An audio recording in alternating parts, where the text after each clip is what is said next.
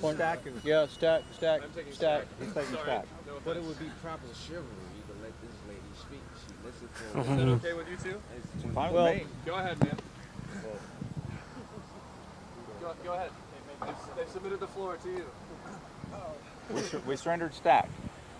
Well, I was just going to agree and say that democracy is a living organism. It's not supposed to be a fixed entity, and it evolves over time according to change, and it involves people participating in it. And so, what democracy looked like 100 years ago is going to look different 100 years from now. That's the way it's supposed to be, and the Constitution gives you the tools to shape that democracy and make it relevant for the people living in it. Now I wanted to submit that. Sorry, can you speak a little bit louder? Now I wanted to submit that tyranny that Lance was speaking of earlier usually comes from a deficit of people's morals and ethics. Well, in a proper condition of morals and ethics. I forget what I was really going to say, but I'm going to address that like New York talks about their declaration being a living document. Well, that's what the Constitution was designed to be, a living document. It changes over time through amendments, and it's changed several times. It's been changed back again. And that is, democracy is an evolving thing. It requires people that are well informed and well engaged. And that also means that people have to have the ability to discern when they are being manipulated or deceived. And the people of the public have lost the ability to discern if they're being manipulated or deceived, I believe, on both sides of the aisle. And that is something that I think this movement could contribute to, is good, clean information for people. And that's where technology comes in. Who was it that wrote, what was the book that they wrote, The Medium is the Message? McLuhan, The Medium is the Message. Well, we've, starting in the 1950s, lived under a broadcast media regimen. We've moved past that now. We're not in a broadcast media regimen anymore. We're in a technology, internet-driven regimen, and that's going to change politics. That's what this movement is about, too. I spoke earlier about being in college, 22 years old. I'm part of outreach, so I'm trying to get out on campus and keep my social life outside of school. I'm trying to bring people to the movement, but it's very, very difficult for myself. I don't know about anybody else, but my personal experience has been rough. People give me different excuses. But the gentleman earlier who was standing right here spoke briefly on tyranny, and I just want to say that what I'm seeing, through trying to persuade really my friends to come out to the movement or to consider being a part of this movement, is the tyranny of custom. People have grown so accustomed to living that certain lifestyle and living in that gilded cage, I think is what you said earlier. I think that was a great expression. Living in the gilded cage and being coddled and kind of being spoiled, and they've really become adjusted to that lifestyle, and complacency has become the norm, and it's become the comfort. It's their comfort, it's their consolation. They are bristling in that. And if anybody has any advice, for me as a 22-year-old to help move my friends and my family even to come out to the movement, if we have any motivational speakers, anybody who thinks that they can help me get my point across, or get our movement's message across to people who are completely politically illiterate, I would be open. Well, what I was going to say to that question, I don't know if you were here, I've said this over there, I think with the analogy I use, in any military operation, the first thing you do is reconnaissance. And the way we do reconnaissance is ask questions. Is what do you care about? What keeps you awake at night? And if there may be people that just don't care. They just don't care about their own future, and they aren't engaged, and that's going to be a challenge. And I would say in that circumstance, you move on to the next person and find out what they care about. And you identify the ones that are going to be engaged politically and put your energy there. And that's my response to it. Thank you. Are we just going to intelligent conversation from Occupy. I'm looking at the website, seeing things posted there, looking at the chat, seeing what people actually say from the heart, with their own brain. It's the most intelligent thinking I've seen in this country for decades. Is some of the opinions that are coming out of here, as opposed to what might come out of Washington, what might come from the news media.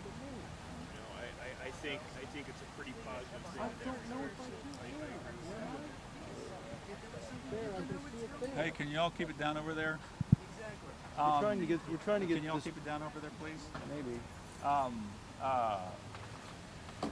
Yeah, and that's what I found. You know, I found like the statement of principles we have, that was a collective effort. It was drafted, someone else redrafted it, then it went to a forum and everybody picked it apart, and it was a very difficult, painful process, but it got a better document out of it. And on all of this, I've found that I've been thinking about these ideas a long time, and I'm very passionate, so I'll express them. And then I'm like, somebody will pick it apart or criticize part of it. I'm like, oh, I kind of get angry. But then I think about it and I think, well, they're right. And that just made my idea better. And when you learn to surrender your ego in this process and throw out ideas and listen to everybody and what they have to say, you're going to improve all your ideas. I think sometimes people can experience a sort of shame in being wrong about something, or not knowing something, and that's something we need to overcome as a society. Is really, it's okay to not know. It's okay to not be sure and just have kind of a vague idea, as long as you're working to improve your understanding, as long as you're working to expand your horizons and help other people expand theirs as well. Absolutely. I call it pride of authorship. You know, it's they've actually proven, like I used to deal with this advising songwriters and creative people, is that when you create something in your mind, it actually releases endorphins in your head, in your brain. And so every time you hear your own idea back, your endorphins get released and you think it's awesome, you know, but nobody else is thinking that. And so it's pride of authorship, and you got to open your heart to everybody's constructive criticism and make it better.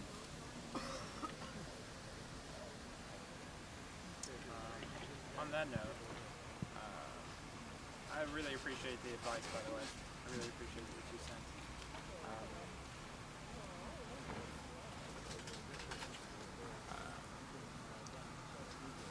Mimes. We have mimes here at the movement, and I'm speaking of the mimes you circulate, and they develop over time. It's a certain sort of maxim or principle or tenets of the movement, and I think most.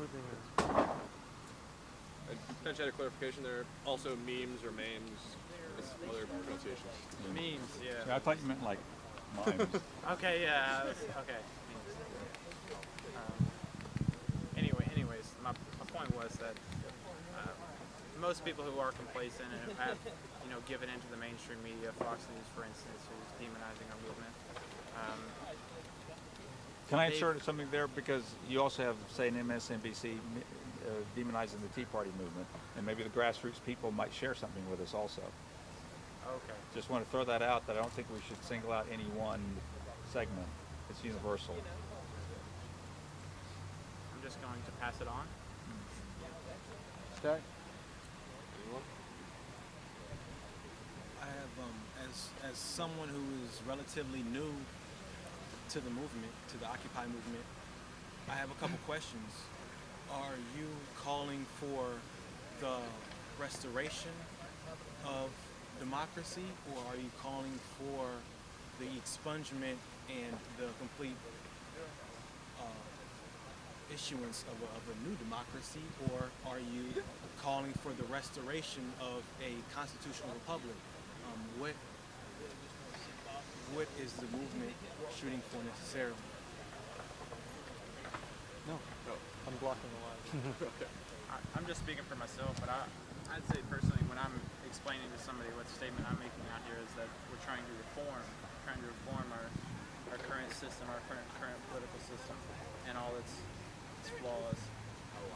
But everybody has their own opinion on that. Like I said earlier, no one person out here defines the movement. Everybody has their own individuality. I'm just going to speak really quick.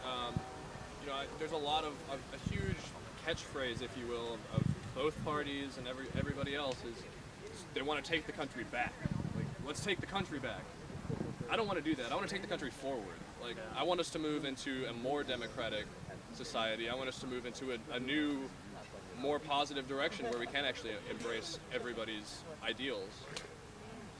And I think the answer is right now, the movement is, it's like Michael and I have that debate. Michael believes this system is not reformable, that it's broken and not reformable. Another gentleman, I forget who it was, used the analogy of the dirty cup, and you put, oh, that was you, yeah. I align more of the sentiments of Michael, yeah. And so I don't think the movement as a whole is in agreement on it. It's a debate going on. My impression is, if you look at the civil rights movement, that was what, 5-6 years. It was a long time from its birth to its resolution, getting the Civil Rights Act passed. I think this will be similar. This is the first manifestation. This was like a match thrown in dry grass. And now we're trying to figure out how to organize, how to create ideas collectively and move forward. And we'll find out as we go. We all know there's a problem. We all know it's a corrupt, broken system. That's why we're here. Can I just say really quick, I don't think the civil rights movement is over by any means. I agree with that. Just wanted to interject that really I agree quick. with that, yeah. Did you have a...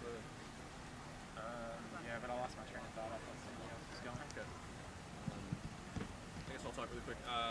As far as those two ideals, I think it's a two-pronged method we have to work on. We have to prepare for a new system as we try and better this one. Maybe one will work, maybe not, but we have to be ready for that. Work on both and fronts. there's some people I know that I've spoken to that believe our whole economic system is doomed to collapse.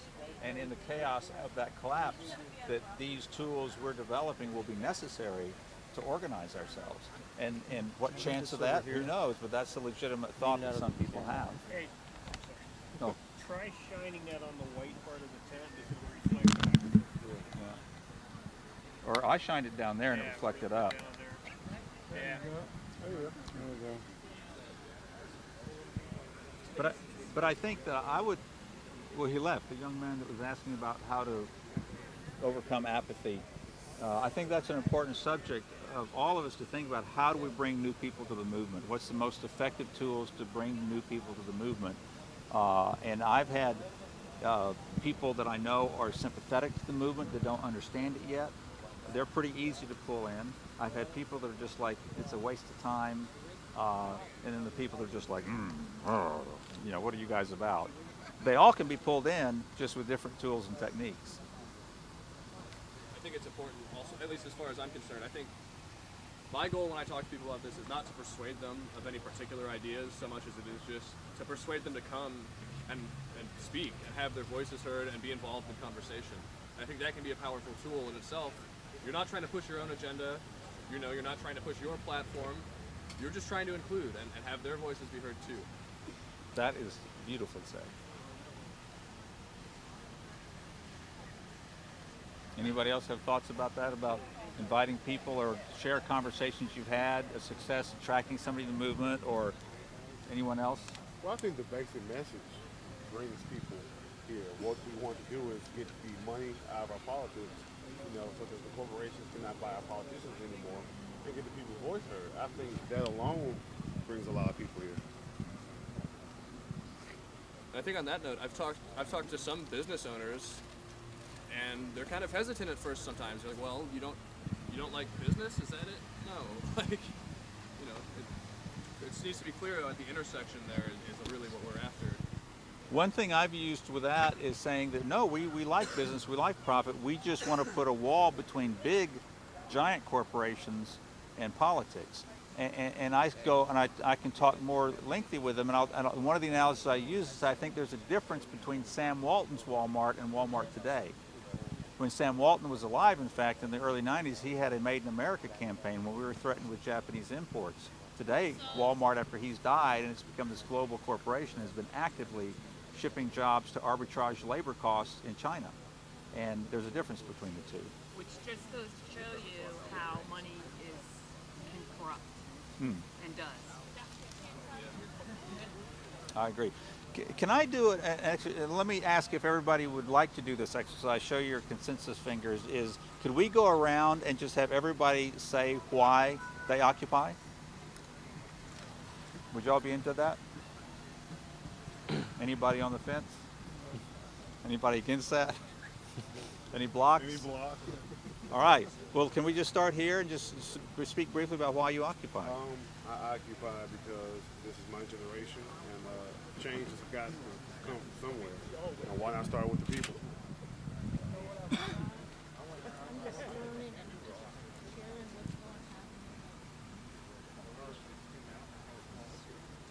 I am at a point where I feel like my vote is totally meaningless. I would say I've just watched this go on for far too long, far too long. And no one has done anything to try to thwart these people from stealing your wallets. For decades, it's gone on. For 100 years it's gone on. And it's time to put a stop to this. There's only two things that will stop it. One, a total collapse that we have to rebuild from, or people have to step up and say, stop what you're doing, we need to do something else. It's the only two choices we have. Absolutely. I occupy because I'm pissed, and I've been pissed. But with that said, I also believe that humans are inherently good. And I think that we can, as a group, as an occupation, make change through love. I was just walking by, but I cannot represent the two worlds. We've been suffering the last centuries from all these greed, and I want to tell you that we're watching. We've been waiting something like that for too many years.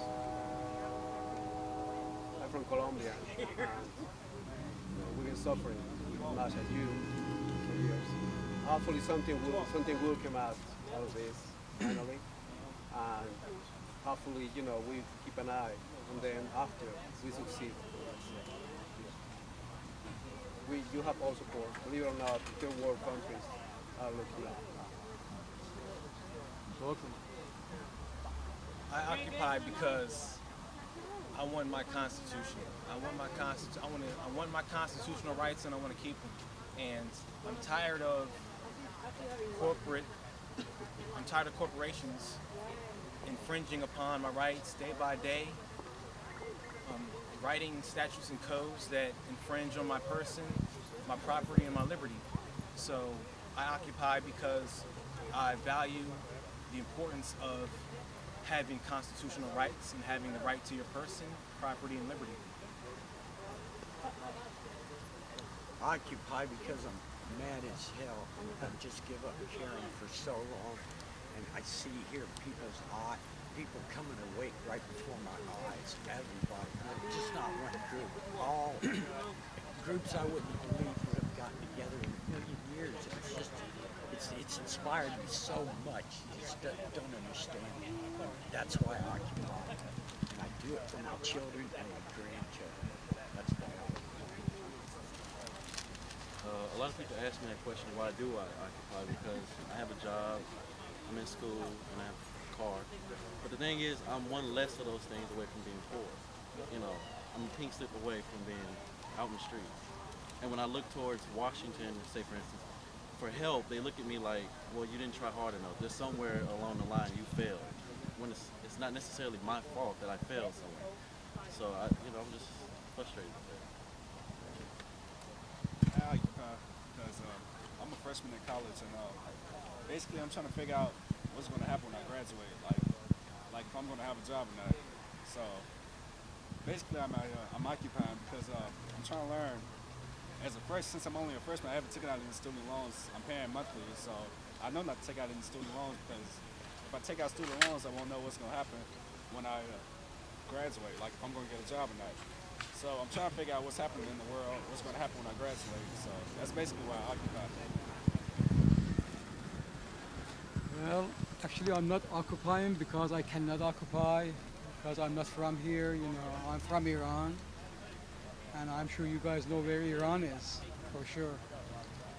But everything has become globalized. You know, like all the factories has gone to overseas. Everything is gone to overseas. But American mind, you know, people, society hasn't gone global. I think, you know, it is time to people know what other people like, you know, culturally, like people in Afghanistan, people in Iraq, you know, or other countries, you know, get to know them a little bit. So what they think, how they like their wife to cover themselves or not cover themselves. That is like, you know, cultural things which America has no idea what cultural, you know, things is over there, you know.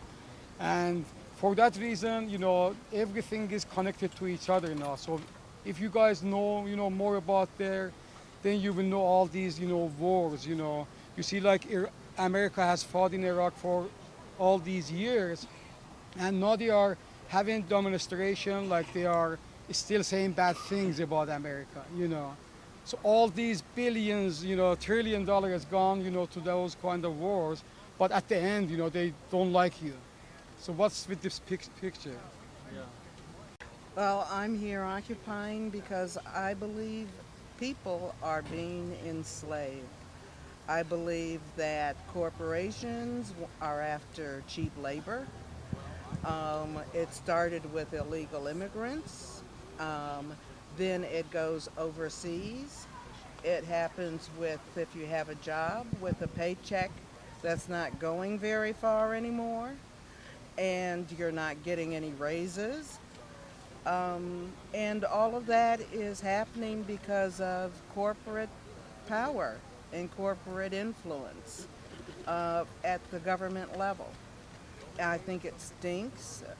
People need to wake up to that, and I'm out here to occupy in order to highlight that issue and fight against it.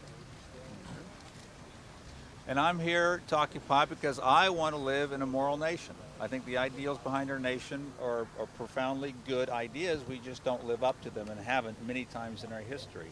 And I think a corporation, we have granted human rights to corporations, and these are sacred rights. And a corporation has no soul, it never dies, it's not accountable to creator. And so it's an amoral thing. And we have allowed this amoral Frankenstein to govern our whole society, what we eat, what we drink, our politics, everything, the minds of our children. And when we do that, we live in a fundamentally immoral society. And that's why I want to see change. I occupy because I feel a lot like you, that voting doesn't mean much anymore, that things get bought, and that people that have the privilege or have the power don't give that up voluntarily. And so you have to stand and occupy and insist and get the attention, because the status quo has not been operating that way for us. So. Well,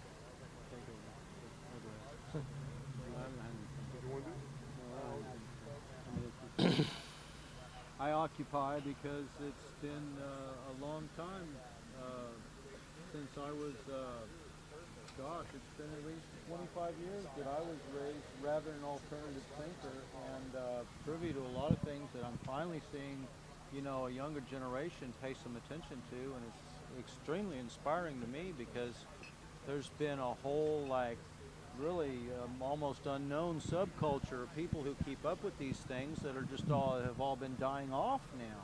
And it was, you know, a generation of my father's generation that were really absorbed by these things and alienated by them, and really very lonely because of them. And that was the upbringing I came up in and followed suit. So it's been very liberating to me to see that begin to change.